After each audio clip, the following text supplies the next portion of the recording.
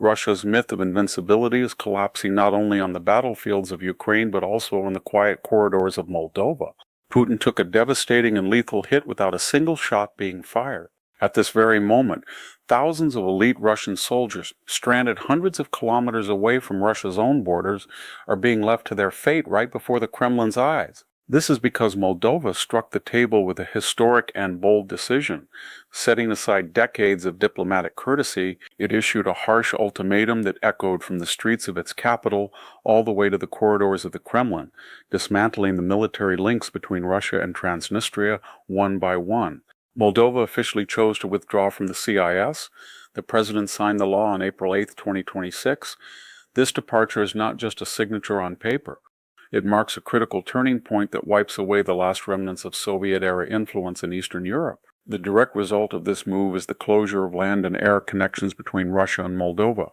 Transnistria, the narrow strip of land squeezed between the Dniester River and Ukraine, has long been one of Putin's most strategic footholds in Eastern Europe. For decades, it functioned as a protected zone for arms networks and former intelligence operatives operating deep within Europe. From the shadowy region, Moscow conducted operations aimed at keeping both Ukraine and the Balkans locked in instability. It served as a perfect launchpad and a blind spot for influence stretching into the Black Sea region. But this single move by Moldova cut off all of the Kremlin's geostrategic links to Transnistria at once. The 1,500 Russian troops stationed there for years suddenly found themselves trapped. Overnight, they were left with no escape route, effectively stuck behind hostile lines. These forces can no longer present themselves as peacekeepers. They are now widely viewed as an illegal occupying presence in violation of international law. So at the center of this geopolitical shockwave, the key question emerges: what happens next to those 1,500 Russian soldiers after Moldova's dramatic decision? The answer reveals one of the most severe logistical crises in Russia's military history. These are not ordinary troops. They belong to the operational group of Russian forces deployed in the region since 1992. For years, this unit symbolized Moscow's hard power in the area, ready to influence Moldova's internal politics and disrupt any path toward European integration. But the decision to leave the CIS removed the last layer of legal justification for their presence. There is no longer any international framework supporting their deployment. Every one of these soldiers is now considered an illegal presence, with their very existence on Moldovan soil seen as a violation. The Moldovan government did not stop there.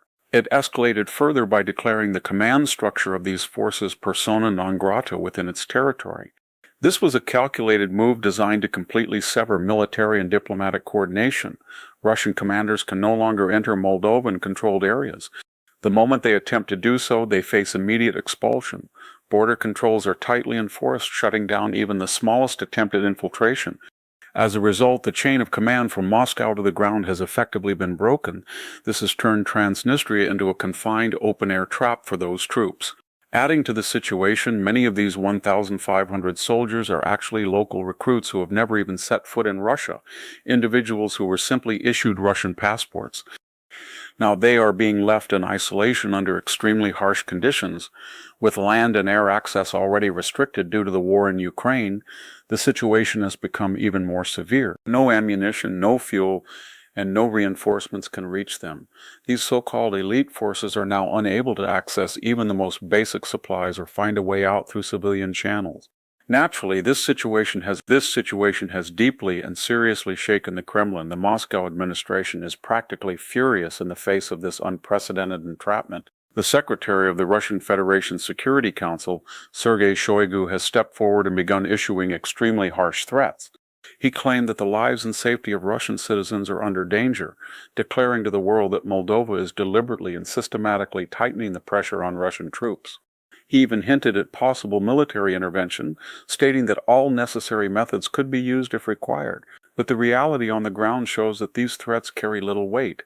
Russia no longer has any real logistical capacity to support this isolated unit. As Kyrylo Budinov, a key Ukrainian official, also emphasized, Russia's contingent there is extremely weak and reinforcing it has become physically impossible. But this means a country that presents itself as one of the largest military powers in the world is now facing the humiliation of leaving its own soldiers to their fate just beyond its reach. However, the greater danger goes far beyond the 1,500 Russian soldiers trapped in Transnistria. Beneath their feet lies one of Eastern Europe's most alarming military threats, the Kabazna ammunition depot. This enormous stockpile has remained hidden in Transnistria since the collapse of the Soviet Union and is believed to hold around 20,000 tons of heavy ammunition. Hundreds of thousands of artillery shells, massive tank rounds, and millions of cartridges are stored within these aging facilities. This is not just an ordinary depot. It is essentially a massive and dangerous remnant left behind by the former Soviet military structure when it withdrew forces from Eastern Europe at the end of the Cold War. For years, international observers, including inspectors from the Organization for Security and Cooperation in Europe, have been kept away from the site under armed restriction. Originally built as part of strategic military planning during the Cold War, it now stands as a massive and unstable stockpile. The most alarming aspect is that a large portion of these munitions has long exceeded its safe lifespan. The entire site now resembles a ticking time bomb, sitting at the heart of the region with the potential to trigger catastrophic consequences at any moment. If such a depot were ever to explode, the scale of destruction could be comparable to a small-scale nuclear event. A wide surrounding area could be devastated within seconds, followed by severe environmental damage. With Moldova's withdrawal from the CIS, even this depot has lost any formal justification under which Russia claimed to maintain its presence. For years, Moscow justified stationing troops there by presenting them as guards of this facility. Now that argument has completely collapsed on the international stage. As a result, what was once considered a strategic asset has turned into a massive liability for Russia, an enormous and unstable ammunition stockpile it can no longer effectively control. This shift provides Moldova with a powerful strategic advantage, allowing it to draw international attention to the region and increase pressure on Russia's remaining influence. On the other hand, this bold move has further intensified the geopolitical stakes surrounding the area. The process initiated in Transnistria is not only reshaping Moldova's military reality, but completely redefining its political destiny. The country has now fully removed the heavy and suffocating pressure that Russia had imposed for decades. It has decisively, clearly, and irreversibly set its direction toward the European Union. What Putin once faced as a logistical setback on the battlefield is now being felt just as painfully on the diplomatic front. Despite military threats, energy pressure, and hybrid tactics, Moldova has not stepped back even once. Instead of yielding to the threat of gas cutoffs, the government neutralized this leverage by integrating into Europe's energy system. Ignoring objections from allied capitals, it pushed this legal process forward and completed it in a single move. This decision carried far more weight than a simple signature. It stood as a powerful diplomatic message directed at Moscow. At present, Moldova's integration into the European Union is advancing with strong and steady momentum. It has quickly become one of the fastest progressing and most successful candidates in the enlargement process. In European political circles, it is now openly recognized not as a buffer zone, but as a key strategic pillar of the continent. This raises a critical question: how can Moldova move forward with EU membership while the unresolved Transnistria issue still exists within its borders? The answer lies in a carefully designed two-stage integration strategy. The government is preparing to join the European Union using only the territory under central control without waiting for the Transnistria problem to be resolved. This approach effectively bypasses the long-standing obstacle that requires internal conflicts to be settled before accession. Meanwhile, the separatist region is being left to face its own economic reality. The supply of free Russian gas, once its lifeline, has already been cut. Its economy is steadily weakening, slipping toward collapse with each passing day. Industries are struggling, and even major energy facilities that once generated revenue are now barely managing to operate. As younger and educated people leave in search of better opportunities in Europe, the region is left with a shrinking population and a failing system. The local administration there now resembles a disconnected and financially exhausted structure, still hoping for assistance that no longer arrives. On the other side, the European Union is actively supporting Moldova, providing substantial financial resources to strengthen its resilience. This support is helping the country modernize its military, build cybersecurity systems, and stabilize its economy. As a result, Russia's influence is steadily being reduced across multiple sectors. With limited diplomatic options remaining, Moscow is left watching this shift from a distance. Moldova, meanwhile, is securing one of the most significant diplomatic victories in its modern history. Yet the most impactful development is still emerging. The country is not just moving away from Russia, it is also bringing forward a long-discussed idea that could reshape the region entirely. The possibility of unification with Romania has once again moved to the center of political discussion. This is no longer just speculation or campaign rhetoric, but a serious strategic consideration.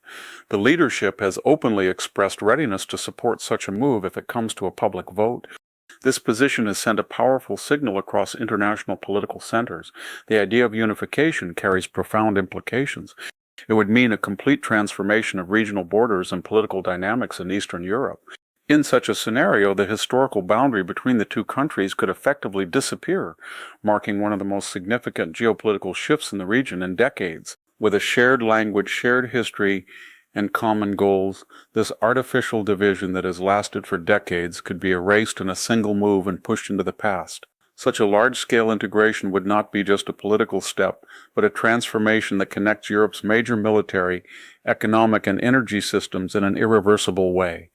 A new and powerful European state, strengthened and unified, could emerge on the global stage. This possibility alone has the power to dismantle the pressure mechanisms and influence Russia has built across Eastern Europe in one decisive moment. The delicate geopolitical balance that Moscow has shaped in the Black Sea region over centuries could suddenly collapse. Romania already stands as one of the key and influential members of NATO in Europe. If Moldova were to unite with Romania, its entire territory would immediately come under the NATO security umbrella. At that point, the 1,500 Russian soldiers trapped in Transnistria would find themselves surrounded, no longer facing a small national force, but the full military structure of NATO. Instead of outdated systems, they would be confronted with modern and highly advanced defense capabilities. In such a scenario, the skies would no longer be patrolled by old equipment, but by advanced fighter jets like the F-16. Along the stretch from the Black Sea coast to the Transnistria border, cutting-edge radar systems and air defense networks would monitor every movement. Modern aircraft would patrol the region while highly sophisticated missile defense systems would stand ready. These potential developments represent a strategic setback for Russia on a scale that is difficult to overstate. NATO's southeastern flank could transform into a continuous and impenetrable defense line stretching from the Black Sea deep toward Ukraine. The long-standing pressure Ukraine faces along its southwestern border could disappear almost instantly. This would allow Ukraine to redirect forces currently tied down along that frontier to more critical areas, creating additional challenges for the Russian military. All of this forms a scenario that is deeply unfavorable for Moscow. It explains why strong reactions have emerged from Russian leadership, describing such developments as destructive to regional stability. However, these responses are unlikely to change the trajectory. Russia no longer holds the same level of political influence or military flexibility needed to halt such a process. Meanwhile, Moldova and Romania are already moving closer through practical steps. Energy connections are expanding, infrastructure projects like highways and bridges are linking the two sides, and cooperation across military, civilian, and economic sectors is steadily increasing. Piece by piece, a deeper integration is taking shape. As this process continues, the long-standing influence Russia maintained in Eastern Europe is being cut off by a new and resilient regional structure forming between these countries. The broader strategy of dividing influence across the region is weakening under these developments. These events mark a significant turning point.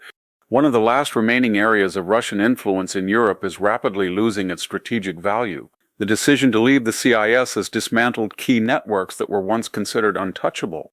Moldova has not only secured its own future path, but also demonstrated how smaller states can respond to external pressure with decisive action.